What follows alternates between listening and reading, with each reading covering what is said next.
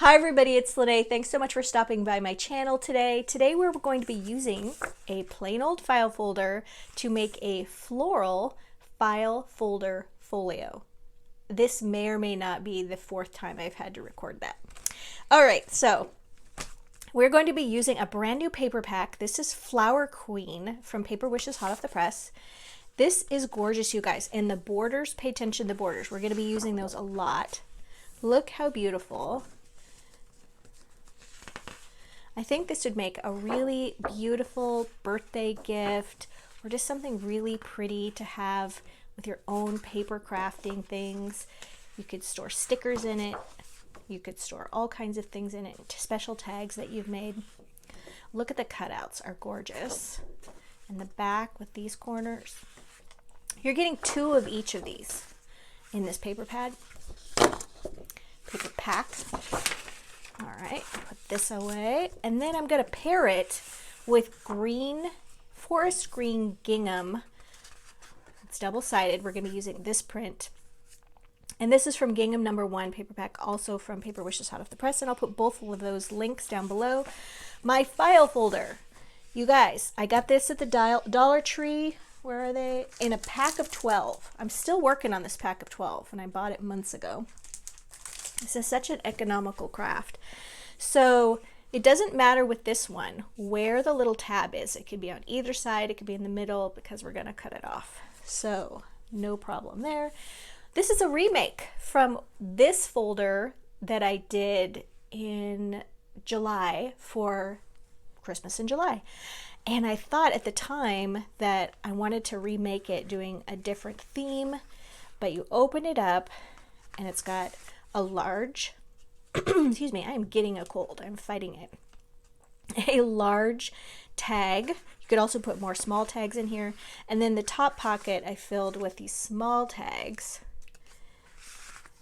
and just little cards and things like that.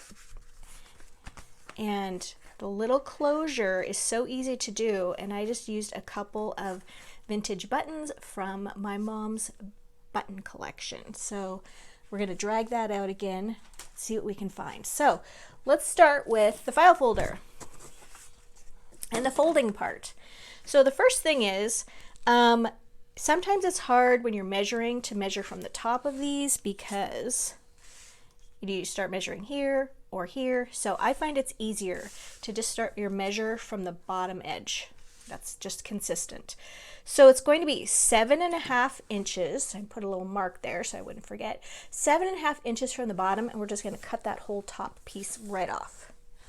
Let me get my paper trimmer.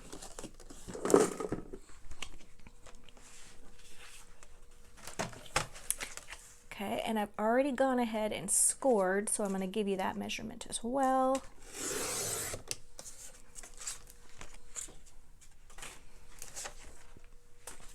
All right. So the next thing is you're going to open this up and you're going to score at the bottom and at the top. It's going to go like this. And you're going to score, you're going to measure.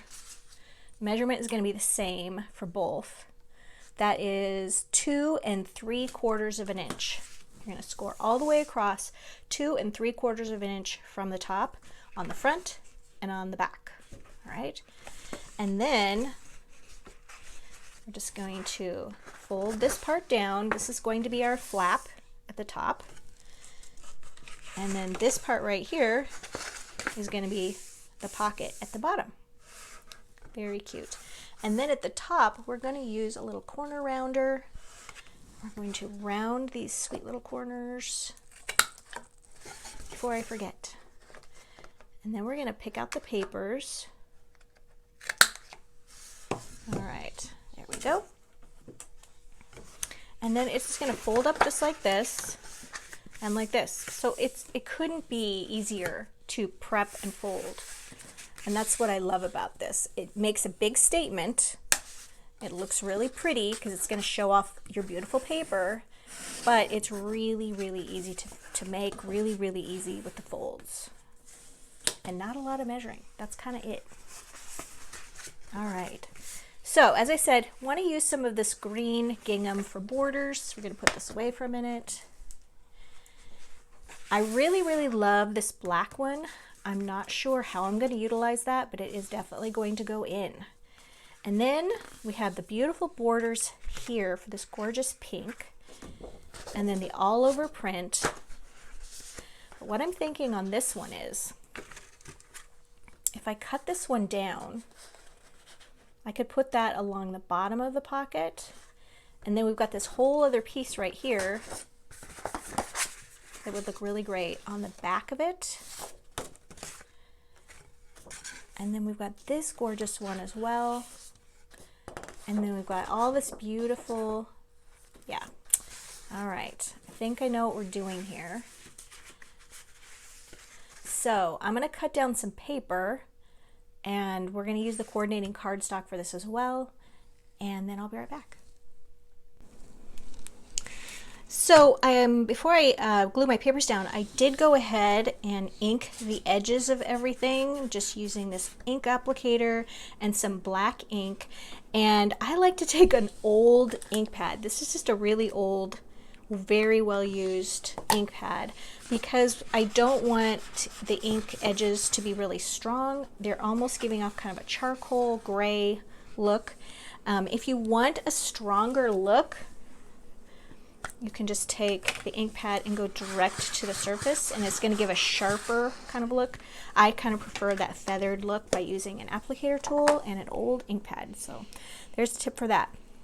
So I inked all of the edges, front and back, and then I've cut down my paper, and I think this one is going to look really pretty right there.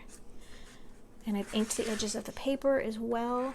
And I know inking the edges of things just takes an extra step, but I inked everything, and I think it took me about 20 minutes. And it really helps having an applicator tool to do that with, but I think it's worth it. I think it really gives that sort of extra edge. It kind of makes it look like it's got an extra little mat on it without having to use the extra weight and bulk of an extra sheet of paper. Plus it's saving you money for extra sheet of paper, right? All right, so I've got the little front here, and I went ahead and I did the back. So that's that wreath shape that I showed you. So yeah, just cut that in half, trim it down, and it's gonna look great. So for this flap right here, I know I want to use this yellow, and then I wanted to put kind of a little border under it right there and bring in that gingham, because I think that's just going to look really sweet and gardeny like that, and it's picking up the greens here. So let's go ahead and attach that. The glue I'm using is Cosmic Shimmer Specialist Acrylic Glue. The reason I like it is it lasts for a really long time, and the other reason is because when I'm putting it on my paper, it's liquid enough that it kind of absorbs a little bit into the paper, so that's going to make it really strong. It's going to give it, it has a little tooth to it, so it's not going to peel away, it's not going to peel off, where sometimes if I'm using a tape runner, that can happen after a few years. Sometimes that happens, but use your favorite adhesive by all means. All right, so now I'm just going to do the same kind of thing with the edge here with my corner rounder. And then we've got to re-ink that edge. Ooh, that edge did not turn out. Yikes. What's going on there? Yeah. Hold on. Sometimes if you're having problems with your corner punch, it needs to be thicker paper. So just take a scrap of paper. Make sure it's squared up. There we go. It just did not like that thin paper. Okay. So now we're going to go ahead and glue that on there. And then we're going to glue the closure on, which seems like a weird time to glue that on, but here's why. I don't like the thread from the closure to show on the inside of my book or my folio. So we're going to hide it because we're going to line the inside with papers too. Okay, so that way we can still, excuse me, still open this one up and attach our button here. Okay, and then we're going to cover that with paper. And then we're going to attach a button here and we're going to cover that with paper. So it's going to be really easy to do. But we got to pick out some buttons. So I have some here that are nice, beautiful green ones that pick up that look. And I just happen to have two that are matching, which you know, as you know, if you also love vintage buttons, that's a rare thing to have two that match. And then we've got these two, which are same size-ish. They do not match, but they have a couple of things in common, and that's why they work. They're the same color scheme and about the same size, so those would work as well. I like that mismatched look. I love one that has a little wreath around it. So for me, these are kind of a contender. But also I have two that are smaller that are also, ooh, this one still has a thread in it. These two are smaller, but they're also black. So if I want to pick up that kind of black edge, that would be kind of cool. And I honestly did not know until I put these down and had this done which one I was going to do. And I think definitely these two right here. Let me know if you guys were like, yay, which ones you wanted. And I'm sorry if you're disappointed. All right. So that's how that's going to go. And then what we're going to do first is take a pen and we're going to mark the position of those so that we can go ahead. Any of you still have your Zig writers around? I've had this forever. The best pens, they just last and last. So we're going to take a marker and we're just going to mark it right here, right there. Also, here's another tip. When I'm choosing buttons and I'm sewing on paper, I like to choose buttons that have 2 holes. And the reason for that is 4-hole buttons, they do the exact same thing, but it's more sewing. So you will always see me try to find the 2 button options. All right, so now I have got some waxed thread. It's white. I just bought this. I haven't used it yet. You could also use dental floss and it would smell minty fresh. It's essentially the same thing. And I've got an awl, A-W-L. It's a really, really pokey tool. In fact, I have to keep this little cap on it so I don't stab myself. And then I've got a collection of needles that have large eyes in them because you want to be able to thread this through here. Here's my little tip. Because it's wax thread, you can actually take your fingernails and kind of make it flat and then thread it right through there. And then we're going to cut it about that long. We want it long enough to be able to do what we need to do and then still have extra. And I got this all on Amazon, and I'll put the link down below, except the white thread, wax thread I got on Temu. But this one comes, little kit that I bought the thing with, it comes with a really pretty sort of tan color. And I have a little piece of corrugated cardboard that I use, and it really helps when I am punching holes so I don't damage my work surface.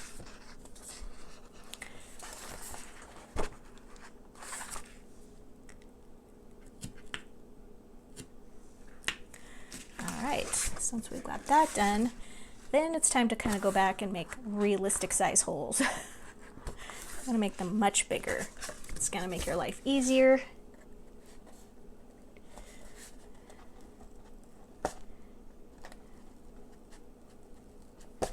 If any of you watch me use this thing and are worried I'm going to stab myself, don't worry. I would always edit that out, and I have before. All right, so now we're going to go ahead, take our adorable little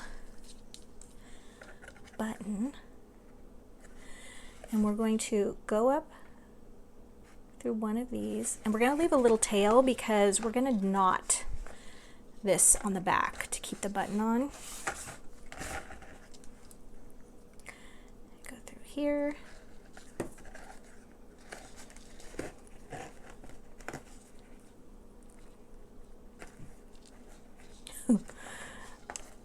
Okay, my tail was too long. There we go. Just a mess. What did I do? Oh my gosh. Can you believe? Look. Like I'd never done this before. All right, let's try that again. There. There.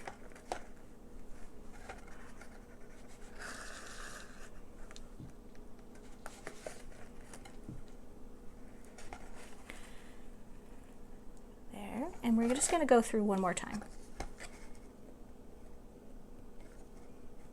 because this stays pretty sturdy, but we want to make sure that it doesn't fly off. After we get it all put together, that would be so sad.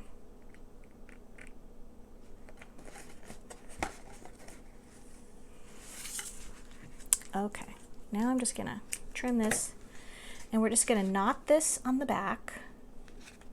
And that's going to get covered with paper. Like that.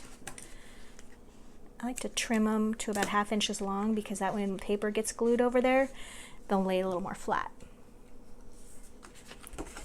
Okay, so that's how that's going to look. And I'm going to put this one right here. I'm going to sew that one on and magically come back. All right, both buttons are done. Now it's time for the closure. So instead of leaving this string long and then just going ahead and wrapping it around, I like to make sure that those knots are tied.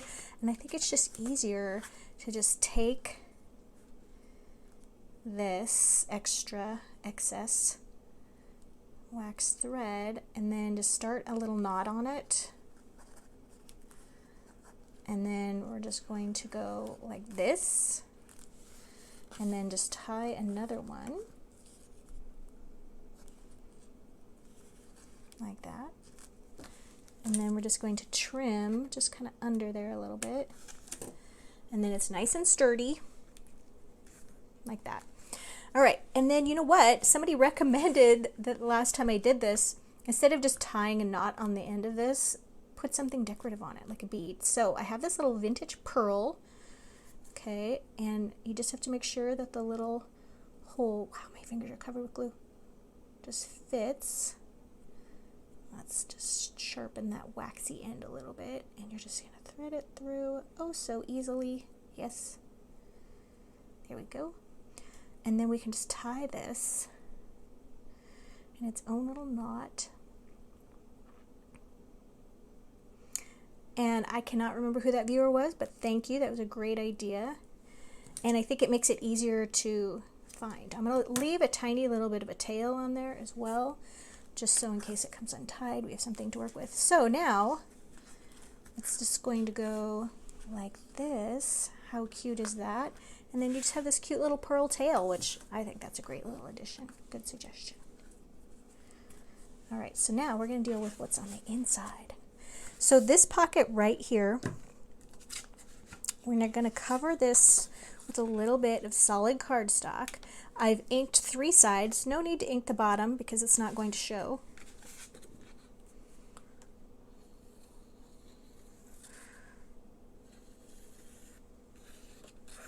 And then I'm going to put a little extra dot on that knot just to keep it from unraveling in the future.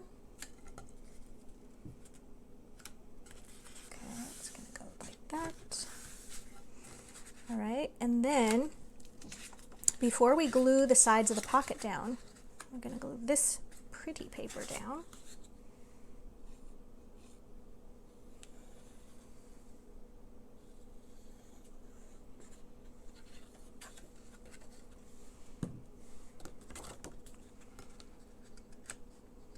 There we go.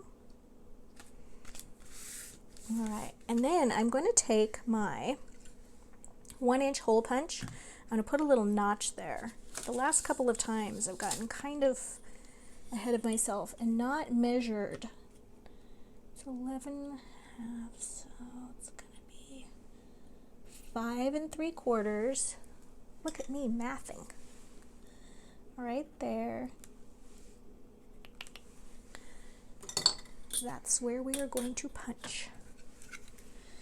I'm going to slide that on. Only punch half. Oops. Only. And then don't forget, ink that right there. Now to make that pocket, we're just going to put a line of glue here and here.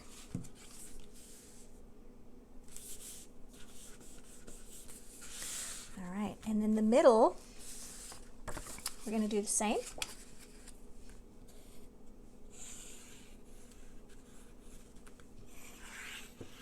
I always think the gluing part is the most boring. Do you guys mind watching me glue pieces, or do you like having me just kind of cut out and then come back and have it glued down? So do try to watch the time so we're not here all day together. All right, now when you have a piece like this, if you don't want to measure, one of my favorite little tricks is to just do this. Don't fold everything. We're not creasing it. We're just putting a little tiny crease right there. And then that is our little notch.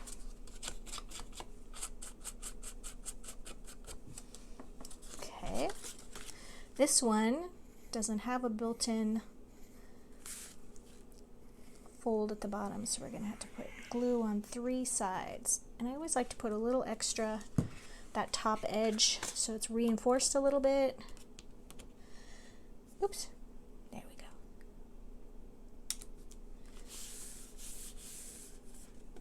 Let's bring that down. That's another reason I like liquid glue. You can always kind of manipulate it a little bit. All right. Now this top one, I've already gone ahead and rounded the corners just like I did before. We're going to put a little glue right there over that knot.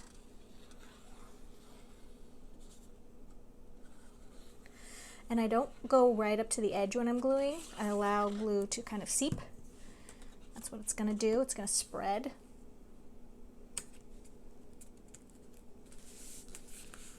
You'll notice you're going to have a little bit of a bulge with that button, and that's just because it's laying down. There we go. Oops, gotta move that down.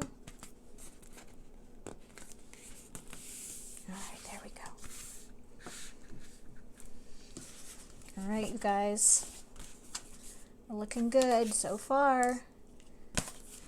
All right, now I do want to do a little decorative element right here. We're going to bring in some of that gingham right there. Just cut a little strip. It's about 3/8 of an inch wide. You can make it a little wider if you want. I'm actually just using up a scrap that I had. We're going to put that right there. Oops. Make that straight. And then we've got one of the little cutouts from the cutout page. Oops, got a butterfly on there. I want to make sure that's going in the right direction. I'm going to put that right there. And then I've got some of these cute little flowers from my flower stash. So why not just add a couple of those there to make it just a little bit more 3D. Not enough that's going to get in the way of the folder though.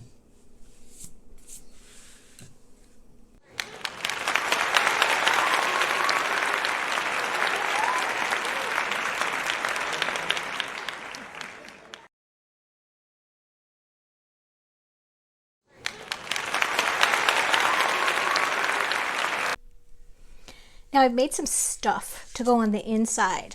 So this is just a little tag shaped card. It could be a great place for adding journaling, some photos, or it could just be a greeting card. And let's get the measurements on this. So this is 8.5 by 4 1/4. And then I just went ahead and cut the notches off of the left side. Use that great black paper and then some of the scraps I had from the white beautiful floral paper and added some of that gingham. And that's just going to get tucked in. Oh, I should mention some little gold jewel border dazzle stickers, and then the little love sticker from Paper Wishes hot off the press. I'm going to stick that right in there.